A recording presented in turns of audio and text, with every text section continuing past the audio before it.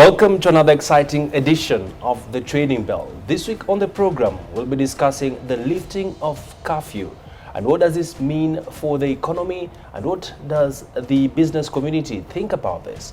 Will it be the antidote that the Kenya's economy requires to jumpstart? I'll be speaking to Mr. Jaswinder Bedi, who is the Vice Chairperson of the Kenya Private Sector Alliance and also the Chairman of KEPROBA, who also wears many hats in other jurisdictions. And before we get into that discussion, let's take a look at his profile.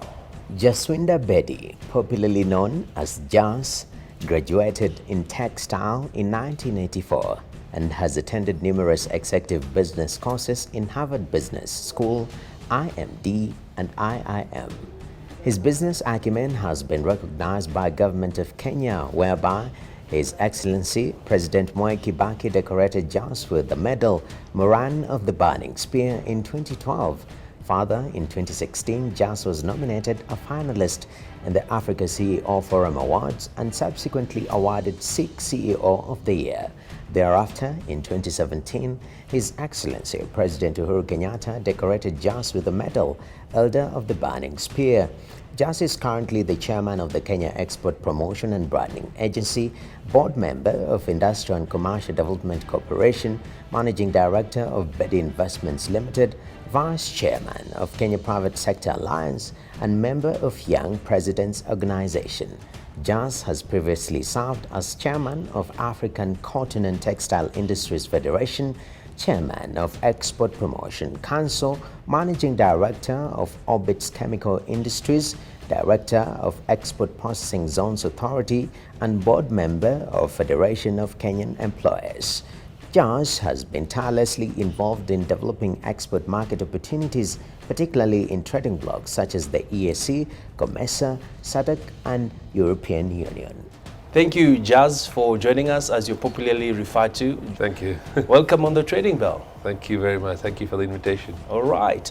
Well, it's just about almost a week after President Uhuru Kenyatta addressed the country, where he did announce a raft of measures, including the lifting of the curfew. This means overnight travel is back to normal. We also have entertainment, sports opening. And the big conversation is the manufacturers who had to close early because of curfew. What are the likely scenarios we are going to see? Is it going to impact in a big way, especially in reopening the economy fully? Well, I guess you got to look at it in various contexts. Yeah, we've seen certain sectors that were really injured with a curfew, especially the hospitality sector, hotels, restaurants, bars. So those are definitely going to have a positive impact because of the late opening hours and because of the lifting of the curfew. Manufacturing also, we had to reorganize our factories to make sure that the workers leave on time, they can get back home. So the night shifts were prolonged because we had to shut down at 10 and the curfew periods at up to 4 in the morning. Mm-hmm. So if you had a midnight change of shift, you had to reorganize your entire shifting because if you're doing 3 shifts. Mm-hmm. So I think everything is slowly trickling back to normalcy, and it's the same across the world if you look at it. Mm-hmm. And sure, for Kenya, I think, and for Kenyan manufacturing fraternity, it's a boon, it's a plus. All right, so what I'm getting from you, the good days lie ahead. Now that you're seeing vaccination is also being ramped up across the country. We have crossed over 5 million people have been vaccinated, but there are concerns that the economy might take some time to totally restabilize. And from where you sit as a business leader, what are some of the low-hanging fruits that you're going to see the economy experiencing a lot of activity in? Well, you see, for me, during a pandemic year last year, obviously I, as the chair of the Kenya Export Promotion and Branding Agency, I really thought we were going to lose our revenue, export revenue, by at least 20%. That was my estimation. And obviously there were no flights that were leaving last year in March, April, May. Most of our export businesses, floriculture, horticulture, mm-hmm. and all that was injured for about 3 months. So when I looked at that export revenue collapse, I said, oh my God, what are we going to do? We're going to have a reduced export sales. And to my total surprise, Kenya's economy is very resilient. Kenyans are very resilient, and our export revenue went up by 7.8%. And I did the YY analysis. I said, what went right? What did we do different? That in a pandemic year when everybody's export revenue is collapsing, ours recorded a growth. And what was it? And then when we did that YY analysis, we realized it was one commodity that carried the day. And that one commodity was tea. And then we did a further YY analysis that why was it tea and not anything else. We realized people are working from home. And when you work from home, what do? You drink more tea. So it was really a plus for us, and yes, during a pandemic year to see a growth of export revenue 7.8% is commendable, and well done, Kenya. Sure. And Jaswinder, looking at the state of events, of course, the president was very unanimous in terms of reaching out to the business community. We did see a stimulus package that he announced of 25 billion shillings. And this is all geared towards ensuring that the small businesses can be able to get cheaper credit. We did see a moratorium, especially on listing of persons who have loans below 5 million shillings. He did indicate that they should not be listed at the Credit Reference Bureau. We also saw a lot of interest around the sugar sector. We did see livestock and also drought mitigation. And also the president was very categorical, just talking about some of the economic measures that would really kickstart the economy. What are your views about the stimulus package? Was it sufficient? Can it be scaled up compared to the second stimulus package, which was over 41 billion shillings? Well, I think if you look at it in an African context, and if you look at what other African countries did, I think very little was done on the continent of Africa. Kenya, during Stimulus 1, I would call it, which was last year, we reduced our VAT by 2%, we reduced our corporate tax obligations by 5%, we were given moratorium to our loans and our financial obligations. We've, of course, been the only country that we could not put a fiscal stimulus package on the table, but we in Africa probably the only ones who actually have put a monetary stimulus package, which really did help. Okay, it was short-lived up to December 31st, and everything was back to normal this year, and that maybe was a little premature. But yes, now with this new announcement of stimulus pack 2.0, it is really helping the bottom of the pyramid. It's helping that small businessman, the micro enterprise, the SME. It's target to specific sectors that are productive and really are that bottom of the pyramid. So I think it's a great thing. It's kidogo kidogo na njaa kikapu. And yes, the little we are doing is helping the economy. And yes, I think we're on the right track. All right. And speaking about this stimulus package, the tourism players didn't get any major allocation. And of course, Kenya is renowned across the world for its tourism, for our sporting athletes, and we're also known for our products. Perhaps moving post the pandemic, what kind of imaging can Kenya tap into, especially now that you're seeing tourism is slowly getting back on its feet? Exports are also picking up now that you're seeing a lot of demand from different countries. How do we reposition the country in light of the pandemic that will help us stand out compared to our peers within the region? Well, I think in the tourism sector, if you can see, we've had a correction that's happened in the last 18 months. And that correction was we started looking within. So for tourism, we've actually seen local tourism go up. And even last week, I was in Mombasa, I was shocked. Every hotel was full. And so there is that domestic demand that we've created. Besides the domestic demand, we're also creating a regional demand on the continent. And of course, as the rest of the world opens up, and with less stringent measures to travel to Kenya, we're actually seeing a lot of foreign tourists are also making their way here, especially the ones who are vaccinated and all that. So we are actually noticing there's a big influx. I don't know if we've got the infrastructure for the increased demand that we are seeing. And yes, for exports as well, As you know, we are in Dubai for 6 months with the Dubai Expo 2020, and Kenya is showcasing what we're offering in the region and how we can expand our export basket. We're also looking at how we can partner with the Dubai government, because yes, all these people who are going to come into the Expo, 18 million of them in the next 6 months. I mean, for them it's a 4-hour flight away, and they can spend a couple of days in the Masai Mara and have a different experience, which obviously they can't have it in Dubai. So there are lots of good things that we're doing. And yes, we're branding Kenya correctly. We need to take that image back where it belongs. And you know what? Our crown jewels are our athletes, our runners. And you talked about sports. And we're actually even doing a run in Dubai, and it's going to be called a Run with the Champions. So we really need to pride ourselves that yes, we are the champions when it comes to sports and athletes and running.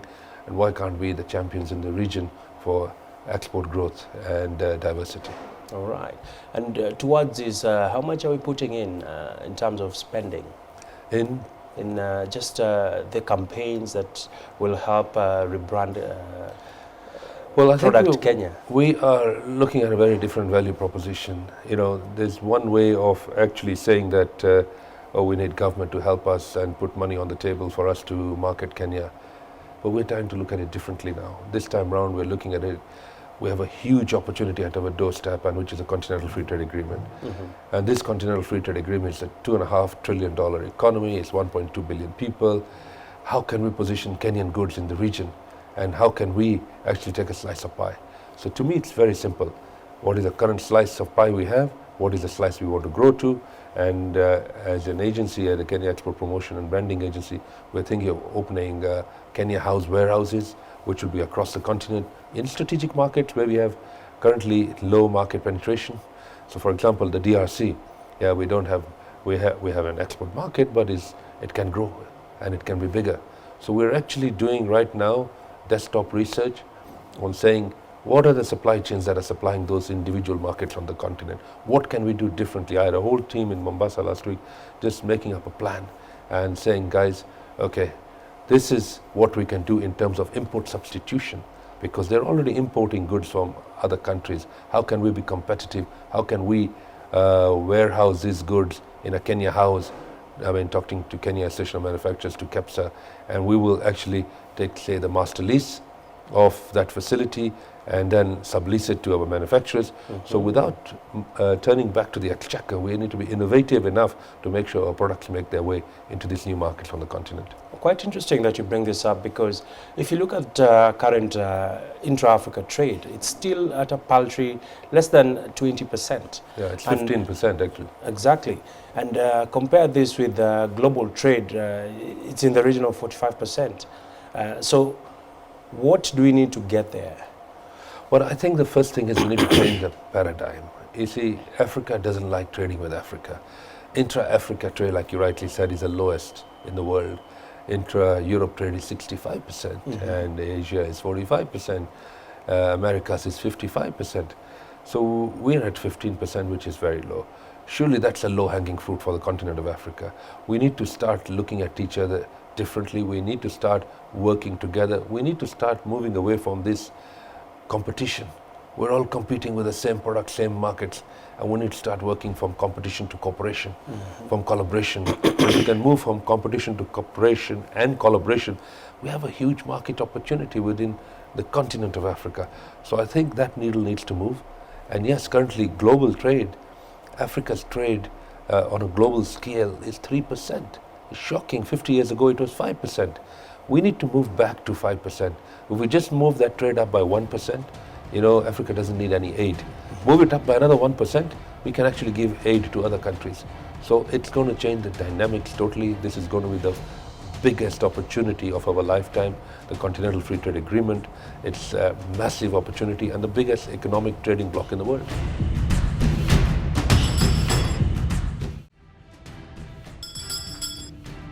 Other countries are literally folding up their sleeves, getting down to the wire. Like Nigeria is one of the countries that is trying to position itself pretty well with the EFCTA. Kenya also ratified the agreement. And looking into the small traders, perhaps listening to you, what is your message to them? How can they get on board? Because the way it is sold out to the ordinary Kenyan is that it's only the big manufacturers who can take advantage of AFCTA. Help us see the opportunities for the young, upcoming innovators who are trying to sell their goods across the globe. Well, you see, at the moment what's happening is the discussion in Accra, where the Secretariat is based in Ghana. The discussion in Accra is that what are the rules of origin? What are the rules of engagement? How are we going to have fair play? How are we going to avoid dumping? So there's safety nets that are being put onto the trading platform, as I would call it.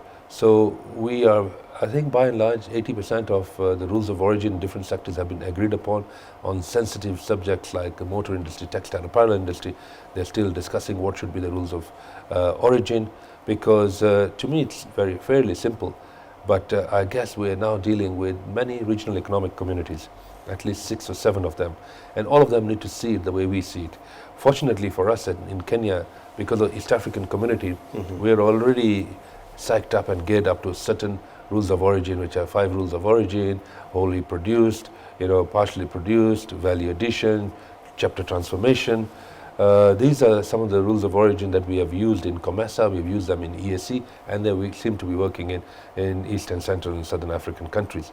So I think that really is a starting point. If we can adopt those in IGAD, in ECOWAS, in all these other countries, I think we can actually start working on a similar trend. But of course we can't impose on those West African countries. They have their own rules of origin. So there's a marriage that's going on in terms of what qualifies under the free trade. Surely we cannot bring goods out of China into Kenya and then re-export them to Nigeria and say, oh, this is now Kenyan origin. They're not. There's certain value addition criteria that we must meet. Otherwise we'll have massive dumping that will happen, goods out of Asia and any of those countries, and using us as a conduit. So I think the safety nets are super important, because if we don't put the safety nets, we can actually have more injury than good. So those are the things that are being discussed, and it's a little premature that, and of course it's much easier with the formal business community to actually engage them and actually check those value addition criteria in respect to the rules of origin, so that we can have a fair play on the continent. And it would be unfair for me to end this discussion without asking you, what are the likely trends you're going to see, especially in the export business, now that global trade is fast picking up? We did see the other day there's a shipping crisis where it's pretty difficult to get a container. Actually, that is an opportunity. I don't look at it as a crisis, and the reason I say that's COVID has brought a new reality. COVID has brought a reality that global supply chains can be disrupted. COVID has brought a reality that maybe we were too exposed to one country or one region as our supply base, and maybe we were too exposed to the factory of the world. So I think what I'm seeing in my business, I'm actually seeing global supply chains getting reorganized. We have never seen the demand that I've got right now. I know for a fact in the Kenyan EPZs, none of the factories have got capacity as we speak. We're all talking about April deliveries 2022, and we're in October now. So it tells you that there is a big shift, or buying pattern shift. So we're looking at the consumer now driving this change, the consumer wanting an alternative factory to make their goods, a consumer looking at sustainability, a consumer looking at environment, a consumer looking at how can I have a product which is going to be more sustainable and something that they can be proud of. And all the global supply chains are getting disrupted. So in every crisis there's an opportunity, and even in this shipping crisis as we have, costs of containers out of China to the US is 140 foot is $20,000, and even into Kenya it's like $8,000. So all this is going on, and I think a lot of nearshoring is going to start, and I think new local area networks will be created. You will start seeing, and maybe globalization has peaked, and maybe the new mantra is going to be globalization, global brands in a local environment, and servicing a local, national, regional opportunity. Interesting. And this points me into a very interesting development. Imagine shipping an empty container because of the crisis, like you put it, because there's a lot of demand. How can we position our new Lamu port to be a transshipment hub in the face of all this? And is it viable for the region? Do we have the capacity as a country? And if so, what does this portend for the business, the export business? Well, you see, Lamu port is a deep ocean port. We could not dock big, large ships in Mombasa because of the depth. Lamu port is a 70-meter depth port. We can have 120-meter big vessels coming in, mother vessels coming in, which were not coming into Mombasa at all. We had the smaller vessels mainly coming out of Salalah and all that. So there was a lot of transshipment happening in Oman and all those countries. I think in Kenya or in East Africa and in the region of continent, Mombasa, Lamu port actually is now very strategic. We can get the large, big vessel, mother vessels as I call them, with 15,000 TEUs actually docking in Lamu. From there we can start a whole new business in the continent of Africa, in line with the Continental Free Trade Agreement, where we can actually then run smaller vessels to go to other smaller ports. And so there's a serious opportunity. And besides the infrastructure which the government has massively invested in, I think you can see it all over. Nairobi is a building site. It just tells you at the end of that building, when that construction is done, we're going to transverse the whole city in 14 minutes. Similar opportunities in Lamu. You can now evacuate your cargo and bring them into Thika if you have a factory in Thika in less than 6 hours, right? The roads are being done, very small kilometers, not finished yet, but by and large, the whole northern corridor, so which is goods moving to South Sudan, moving to Ethiopia and across beyond. And the big plan is to actually create infrastructure pipeline that will join East Africa to West Africa in Douala, in Cameroon. And all this infrastructure is super important. At this point in time, the continent of Africa is not connected. If we need to take the advantage under the Continental Free Trade Agreement, we need to make sure we can take our goods. Logistical pipeline needs to work. Kenya just created a new logistical network called the Kenya Transport and Logistics Network that comes under ICTC. And the sole purpose, and I chair the master plan, I sit on the board, and we are looking at how can we connect the continent.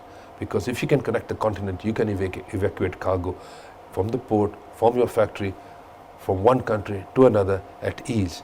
And it's just not easy because the continent is not connected. And that's why the intra-Africa trade is also very low. So I think if you look at the big picture, there's a serious opportunity on the continent of Africa. 1.2 billion people. The size of the pie is, in terms of population, is similar to India, similar to China. And this is not a small market anymore. And I think we have a huge opportunity at our doorstep. All right. And as we finish off, Jaswinder, we're going into a very interesting cycle as a country. There's an upcoming election, and many countries are currently monitoring the political noise.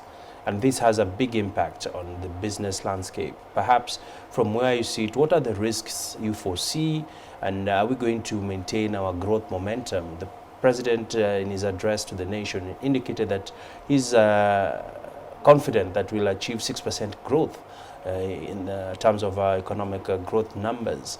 And in the face of this, where do we stand? Are you cautiously optimistic, or are you fully optimistic? I am very optimistic, purely because I was looking at the numbers yesterday. Yeah. And I went back almost 25 or 30 years. And what I saw in that, in those numbers, I looked at the GDP numbers of Kenya. Every 5 years, during an election cycle or during an election period, I saw a massive drop in our GDP numbers, almost going down to zero. And that has been going on from 92, 97, 2002. There was a drop in, smaller drop in 2007. Then we noticed not a big drop in 2013. So it's the pattern. If you look at the GDP over every election cycle, you actually see a drop. In 2017, we didn't see a big drop. And I'm hoping, and if you look at it, yes, it had a 0.5% drop in 2017, but it was not those massive 3-4% drops that we've noticed in yesteryears. We saw a 2008, a big drop as well with the post-election violence. So I don't see and a big drop. There might be a small correction, but I personally think that we are a little bit more mature in our politics today than we were yesterday, and I still think that we need to change our paradigm a little bit more. It seems to me that our favorite pastime is politics, because if you look at the newspaper, that's the only front page news that you get. Maybe it's time we change the narrative. Maybe it's time it should be economics over politics and not politics over economics. And those narratives and those are discussions we're having. You and me are having an economic discussion right now. Sure. And I think Kenyans are now slowly understanding that yes, whatever the political environment, business needs to thrive, we need to survive, and we need to make sure that it's business as usual with little or no interruption to the economy. Fantastic. Thank you so much, Jaswinder, for making time for us. Thank you so much. Thanks for calling me. All right. Thanks for the invite. Quite insightful discussion there. And he remains quite optimistic that the economy is going to rebound in the coming months, especially now that key economic fundamentals are taking root. Well, until next time, keep safe. I now leave you with the markets.